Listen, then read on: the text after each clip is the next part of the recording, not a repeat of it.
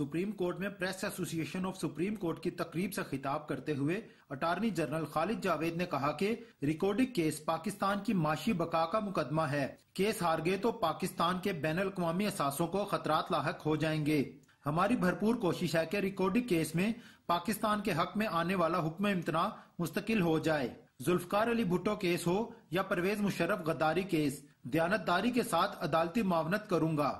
Attorney general Khalid Javed ने press association of supreme court के मेंबरान से गुफ्तगू करते हुए कहा कि वजीर आजम पाकिस्तान इमरान खान से मुलाकात में वाज़ेह कहा कि जस्टिस काजी फाइज ईसा केस में हुकूमती दिफा नहीं करूंगा। मेरा सियासी पस मंजर जरूर है, लेकिन मेरी किसी से सियासी वाबस्तगी नहीं।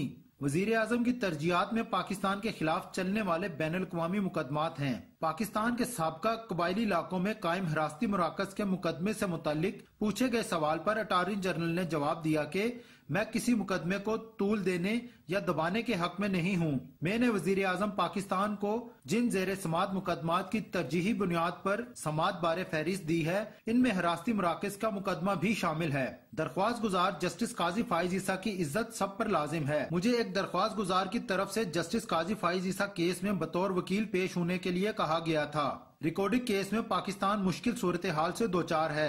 हर जेर समात मुकदमे में आजाद जहन इस्तेमाल करके अदालती मामनत करूंगा। प्रेस एसोसिएशन के अहदेदारों ने अटॉर्नी जनरल को ओहदा संभालने पर मुबारकबाद पेश की और तकरीब आमद पर शुक्रिया अदा किया।